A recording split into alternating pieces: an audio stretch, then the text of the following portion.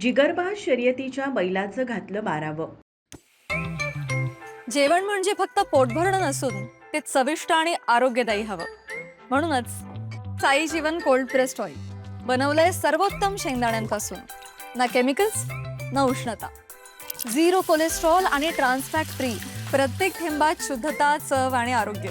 म्हणजेच तुमच्या हृदयासाठी आणि कुटुंबाच्या आरोग्यासाठी उत्तम.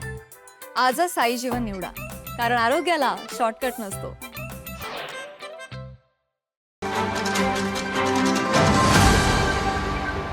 पाचगाव शिवनेरी नगर येथील शेतकरी नारायण गाडगीळ यांच्या कुटुंबातील लाडका आणि प्रसिद्ध शर्यतीतील बैल हौशा याचे वयाच्या 19व्या वर्षी निधन झालं. त्याच्या आठवणींना उजाळा देण्यासाठी आज त्याचे 12वे जेवण घालण्यात आले.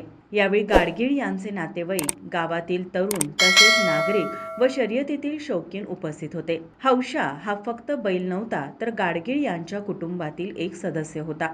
सुमारे 13 ते 15 वर्ष तो गाडगीळ यांच्या कुटुंबासोबत होता. त्यापैकी जवळपास 8 ते 9 वर्ष तो बैलगाडा शर्यतीमध्ये सक्रियपणे धावत होता.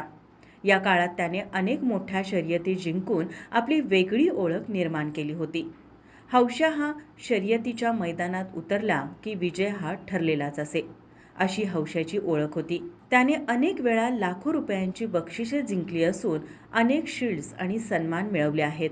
विशेषतः कागल येथील 1 लाख रुपयाच्या शर्यतीत त्याने सलग 2 वेळा विजय मिळवला होता.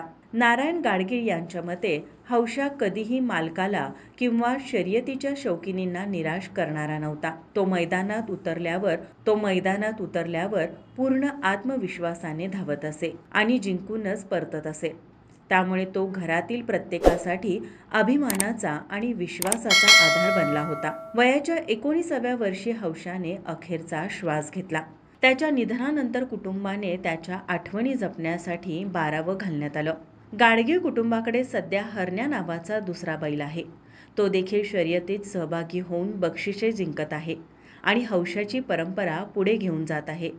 हौशा बैल आज जरी या जगात नसला तरी त्याने अनेक लोकांच्या मनात मिळवलेलं प्रेम तसेच लोकांच्या मनात निर्माण केलेला जिव्हाळा हा कायम स्मरणात राहणार आहे.